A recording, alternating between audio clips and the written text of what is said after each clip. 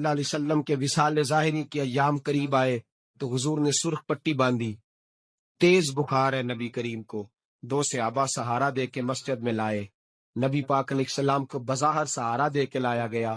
کریم رسول نے لوگوں کو جمع کیا، حضور آج کیا ہونے والا ہے، آج کیا کہا جائے گا، آج کس لیے میٹنگ بلائی ہے؟ نبی کریم کے کل صحابہ جب مسجد میں جمع ہوئے تو کھچا کھچ مسجد بھری ہے۔ وصال ظاہری سے چند یوم پہلے کی بات، نبی پاک نے فرمایا آج تمہیں کوئی جہاد کی ترغیب نہیں دینی، آج کوئی نیا پیغام نہیں دینا، آج تمہیں بتانا ہے کہ رب نے اپنے بندے کو اختیار دیا ہے، چاہے تو دنیا میں رہے، چاہے تو اس کی بارگاہ میں حاضر ہو جائے۔ اس عبد نے بارگاہ ربوبیت کی طرف لوٹنے کا ارادہ کر لیا ہے۔ حضرت صدیق اکبر رونے لگے تو صحابہ نے کہا تمہیں کیا ہوا؟ کہنے لگے سمجھ نہیں رہے، کسی کی بات نہیں کر رہے، نبی پاک تو اپنی بات فرما رہے ہیں، اس نے جانے کا ارادہ کر لیا۔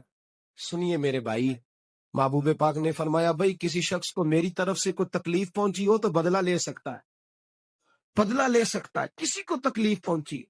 صحابہ پھوٹ کے رونے لگے، محبوبہ کرم ہی کرم ہوا ہے، رحمت ہی رحمت آئی، آپ کے بارے میں گمان کرنے والا بھی دائرہ ایمان سے نکل جائے۔ حضور آپ کیا فرما رہے ہیں؟ فرمایا نہیں بھائی اٹھو۔ پیچھے سے جناب عکاشہ بن محصن اٹھے، ہاتھ کانپتے ہیں، آگے بڑھے، کہنے لگے یا رسول اللہ، ایک جنگ کے موقع پر آپ نے درہ مارا تھا، ننگی پیٹھ پر صفیں سیدھی کراتے، بات دل میں رہ گئی ہے، میں نے بدلہ لینا ہے۔ نبی کریم نے فرمایا بلال دوڑ کے جاؤ، فاطمہ کے گھر درہ پڑا ہے، درہ لاؤ۔ سیدنا بلال حبشی کہتے میں گیا، دستک دی، سیدہ طیبہ طاہرہ حضرت فاطمہ فرمانے لگی بلال کیسے آئے ہو؟ اماں جی وہ درہ چاہیے تھا۔ سیدہ کو تشویش ہوئی، کہنے لگے بلال نہ تو جنگ پہ جانا ہے، نہ جہاد ہے، نہ کوئی ایسا موقع ہے، حضور کی تو طبیعت مبارک بظاہر بڑی علیل ہے، درہ کیا کریں گے؟ حضرت بلال عرض کرنے لگے اماں جی ایک صحابی بدلہ لینے لگے ہیں، صاحب طبقات نے جملے لکھے ہیں، کہتے ہیں بی بی صاحبہ نے درہ بھی دیا اور امام حسن حسین کو بھی باہر نکالا۔ فرمانے لگی عکاشہ سے کہنا 100 درے مارے، ان دو شہزادوں کے جسم پر نبی پاک کے قریب نہ جائے، میں نے 2 بچے پیدا ہی اپنے محبوب پر قربان کرنے کے لیے کیے، ان کو لے جا۔ حضرت بلال کہتے میں 2 شہزادے لے کے آیا، اور جب دروازے میں لے کے پہنچا تو نبی پاک نے دیکھا تو آنکھوں میں آنسو آ گئے، فرمایا ان کو بٹھا دو، مجھے پتا ہے فاطمہ نے کیا کہہ کے بھیجا ہے۔ حضرت سیدنا بلال فرماتے درہ میں نے جناب عکاشہ کو دیا، حضرت عکاشہ درہ لے کے آگے جو بڑھے تو حضرت ابو بکر صدیق نے ان کے پیروں پہ ہاتھ رکھا، فرمایا عکاشہ میری طرف آ یار، مجھے مار درے، نبی پاک کے قریب نہ جا۔ مصطفیٰ کریم نے فرمایا ابو بکر تو ہٹ جا، اسے آنے دے۔ فرماتے میں چند قدم آگے گیا تو مولا علی شیر خدا نے میرے پیر پہ ہاتھ رکھا، کہنے لگے عکاشہ سوچ تو صحیح تو کیا کر رہا ہے؟ حضور نے فرمایا علی ہٹ جاؤ، میرا اور ان کا معاملہ ہے۔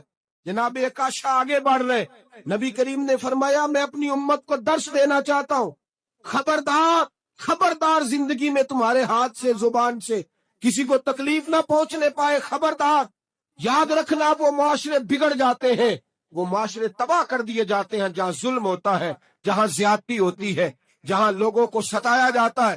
محبوب کریم کے قریب آئے حضرت عکاشہ کا، حضور میری پیٹھ ننگی تھی، آپ بھی ذرا کپڑا ہٹائیے۔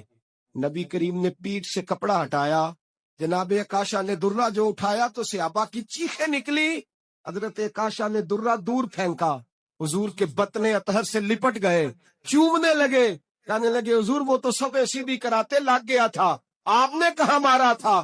یا رسول اللہ میں تو بہانہ بنا رہا تھا کہ جاتی دفعہ مجھے وجود چومنے کا موقع نصیب ہو جائے، مجھے یہ موقع نصیب ہو جائے۔ میرے حبیب نے فرمایا جس نے جنتی دیکھنا ہو میرے عکاشہ کی زیارت کر لے۔ بھائی ظلم کا دروازہ کھلا ہوا اور لوگ بھول جاتے ہیں زیادتی کرتے ہوئے، وہ بہو سے ہی کیوں نہ کرے، وہ اپنے گھر کے بھول جاتے ہیں کہ شاید پوچھنے والا کوئی نہیں، شاید میزان نہیں لگے گا۔ ایران کے بادشاہ نے اپنے بیٹے کو پڑھانے کے لیے ایک استاد صاحب کا بندوبست کیا، استاد صاحب کو کہا کہ میرے بچے کو دین پڑھائیے، میں چاہتا ہوں کل اس نے عنان حکومت کو سنبھالنا ہے تو یہ دین سے آگاہ ہو جائے، اس کو کچھ سکھائیے پڑھائیے۔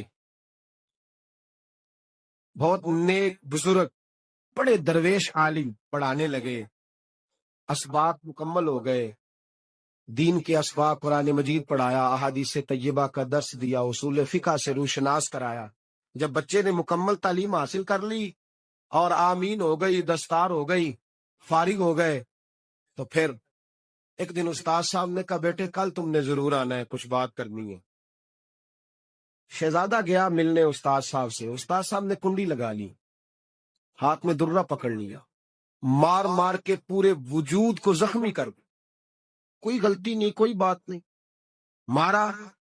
اب بچہ آیا آ کے بادشاہ سلامت سے کہا کہ ابا جی سمجھ نہیں آئی، بڑا مارا ہے استاد۔ تو سیانے تھے نا بادشاہ، یہاں تو قاری صاحب روز کٹہرے میں کھڑے ہوتے ہیں، مولوی صاحب آپ نے میرے بچے کو کیوں مارا ہے؟ آپ 8,000 کے مولوی ہیں، میرا کئی کروڑ کا بچہ ہے، سویرے بدل لیں گے، خبردار آپ نے بچے کو ہاتھ لگایا، اپنی حیثیت میں رہے معاذ۔ جو قومیں استادوں کو کٹہروں میں کھڑا کرتی ہیں وہ ترقی نہیں کر پاتی، جو استادوں کو کٹہروں میں روز کھڑا کرتے۔ کہا ابا جی بڑا مارا ہے، تو والد بڑے سمجھدار تھے، کہنے لگے بیٹا استاد باپ ہوتا ہے، وہ زیادتی نہیں کرتا، کوئی بات ہوگی میں تیرے استاد کو کٹہرے میں نہیں بلاؤں۔ اماں سے بات کی، اماں کہنے لگی بیٹا میں تیرے باپ سے کیسے بات کروں، ڈارا۔ وقت گزر گیا، 22 سال بیت گئے، 22 سال گزر گئے، بادشاہ کا انتقال ہوا، شہزادہ تخت پہ بیٹھا، پہلا حکم یہ دیا کہ میرے استاد کو بلاؤ، پہلا حکم۔ استاد جی بوڑھے ہو گئے تھے، چھڑی کے اوپر ٹیک لگا کے آئے اور بھویں سفید ہو کے جھک گئی تھیں، یوں آنکھ کھول کے بڑی مشکل سے دیکھا، کہنے لگے شہزادے حکم ہو۔ کب میں شہزادہ نہیں، اب میں بادشاہ بن گیا ہوں۔ استاد جی 22 سال بیت گئے، آپ نے مارا تھا، پر وہ درد چونکہ زیادتی کی تھی، میرا قصور کوئی نہیں تھا، تو نہ میری روح سے درد گیا ہے نہ میرے جسم سے گیا ہے، میں بے اختیار تھا، پوچھ نہیں سکتا تھا، آج با اختیار ہوا ہوں۔ سب سے پہلے پہلا حکم آپ کو دیا، بلایا ہے، بتائے کیوں مارا تھا، کیوں مجھے مارا تھا، میری زیادتی بتائے۔ تو استاد، بوڑھے استاد کی آنکھیں آنسوں سے بھر گئی، کہنے لگے بیٹے بس آج کے دن کے لیے مارا تھا، یہ جو دن آ گیا نا میری زندگی میں اس لیے مارا تھا، یہ میں چاہتا تھا میری زندگی میں وقت ہے آج کے، بس میری مراد پوری ہو گئی۔ کہا صاحب کس لیے، مجھے بھی سمجھائے۔ آپ فرمانے لگے کتنی دیر ہو گئی تجھے مار کھائے ہوئے، کتنا زمانہ بیت گیا؟ کہنے لگا 22 سال۔ فرمایا زخم بھولے تو نہیں، درد ختم تو نہیں ہوئی، تمہیں بات ایک منٹ کے لیے بھی تمہارے حافظے سے محو تو نہیں ہوئی؟ کہ استاد جی روز رات کو یاد آتا، روز خیال آتا تھا۔ استاد کہنے لگے بھائی تو بے اختیار تھا، پوچھ نہیں سکا، 22 سال تجھے یاد رہا، مجھے پتا تھا تو ایک دن حکمران بنے گا، میں نے تجھے اس لیے مارا تھا کہ بیٹے یاد رکھنا، کسی پہ ظلم نہ کرنا، اگر تجھے 22 سال تک یاد رہا ہے تو جس پر تو ظلم کرے گا اسے بھی قیامت تک یاد رہے گا، اور یہ یاد رکھنا تو آج با اختیار ہوا تو تو نے مجھے بلا لیا ہے، قیامت کے دن غریب با اختیار ہو جائیں گے، مظلوم با اختیار ہو جائیں گے، وہ با اختیار ہوں گے للہ الواحد القہار، رب کریم کی بارگاہ کے اندر ان کا اختیار ہوگا، اکیلے اللہ کی حکمرانی ہوگی، پھر وہ بلائیں گے بڑے بڑے کج کلا، دنیا میں جن کی پگڑیاں اونچی تھیں وہ سر جھکائے کھڑے ہوں گے، دنیا میں جو ڈکٹیٹر بنتے تھے ان کی پشتیں لال ہوں گی، ان کو غدار لکھا جائے گا، قیامت تک نہیں بھولے گا۔ ظلم کرنا تو سوچ سمجھ کے کرنا، اتنا کرنا جتنا تم سہ سکتے، اتنی زیادتی کرنا جتنی قیامت میں تم برداشت کر سکتے ہو۔ میرے نبی کریم صلی اللہ علیہ وسلم نے فرمایا ظلم سے بچو، یہ قیامت کے اندھیروں میں سے ایک اندھیرا ہوگا، زندگی میں زیادتی نہ کریں، اگر تھوڑی دیر کے لیے کوئی چیز برداشت کر جائیں گے تو وہ فائدہ دے جائے گی، کچھ دیر کے لیے اگر سہ جائیں گے تو نفع مل جائے گا، سہنے کی کوشش کریں لیکن زیادتی نہ کریں، نظر کو، سوچ کو، ذہن کو پاک رکھیں، اور میرے بھائی زندگی پوری ظلم سے بچیں، زیادتی سے بچیں۔ امیر المومنین حضرت جناب سیدنا عمر فاروق رضی اللہ تعالیٰ عنہ رات گھر میں تھے تو رونے لگے، بڑی دیر تک روتے رہے، والدہ اٹھی تو صاحبزادے سے کہنے لگی پتہ کرو تمہارے باپ کو کیا مسئلہ۔ شہزادے آئے، کہنے لگے امیر المومنین والد گرامی کیا ہوا؟ تو حضرت عمر فاروق کہنے لگے بیٹا اپنی اماں کو بلاؤ۔ والدہ آ گئی، کیا بات ہے، کچھ طبیعت خراب ہے تو حکیم کا بندوبست کیا جائے۔ تو حضرت عمر کہنے لگے کچھ بھی نہیں، آج مسجد سے نکلا ہوں تو نبی پاک کے صحابہ میری تعریفیں کر رہے تھے۔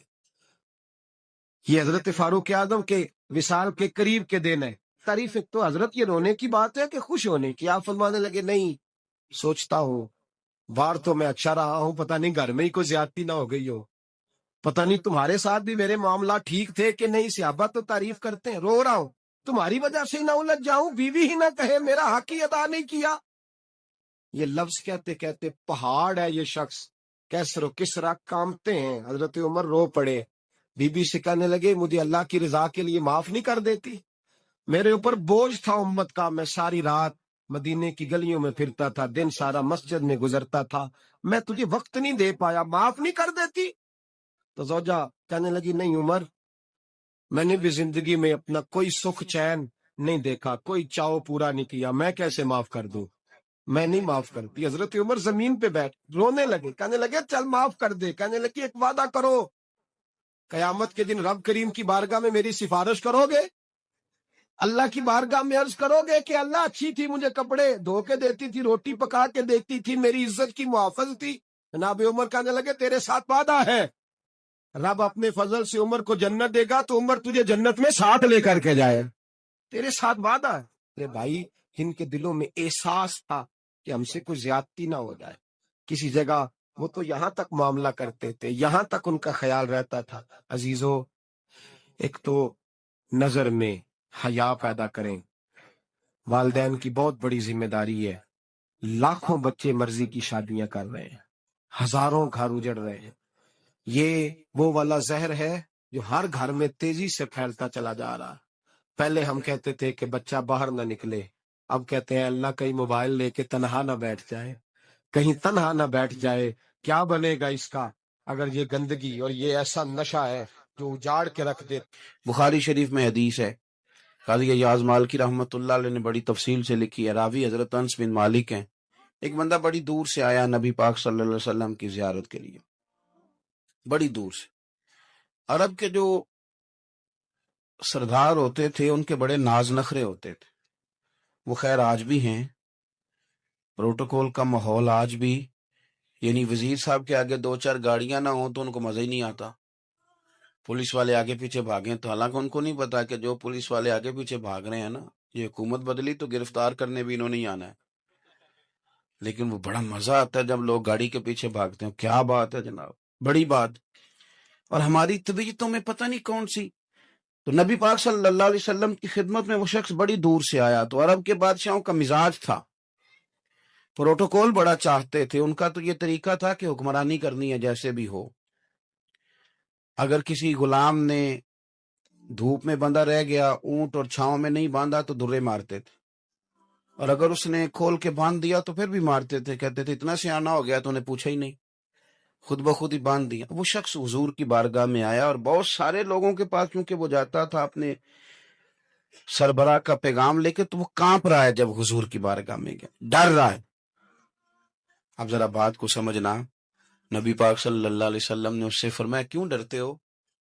سادہ آدمی ہے، دیہاتی ہے، بدو ہے۔ اللہ کے رسول نے تھپ کی دی، کیوں ڈرتے ہو؟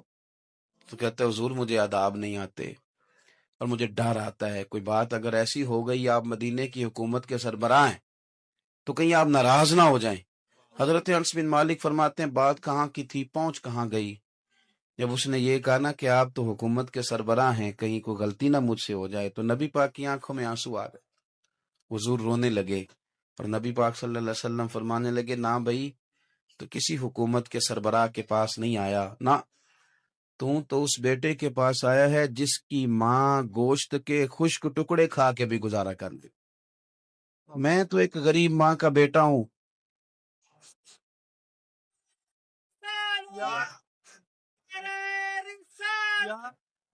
بھائی اگر آپ کا یہ ذوق بن جائے، دیکھو نا آج تو لوگ بھول جاتے ہیں نا، کپڑے بدل لیتے ہیں تو وہ سمجھتے ہیں کہ شاید سارا کچھ ہی بدل گیا، یعنی گاؤں سے آ کر پڑھنے والے بھول ہی گئے ہیں کہ کس کی ماں نے کتنا زیور بیچا تھا۔ لوگ بھول جاتے ہیں چیزوں کو، اپنے ماضی کو یاد رکھیں، آپ لوگوں کے ساتھ پیار کریں، آپ لوگوں کو موقع دیں، آپ تھوڑی سی اور کوشش کریں اس شخص تک جانے کی جو آپ کو مایوس نظر آ رہا ہے، پریشان نظر آ رہا ہے۔ یہ ہمیں میلاد والے محبوب صلی اللہ علیہ وسلم نے درس دیا۔ ایک اور پہلو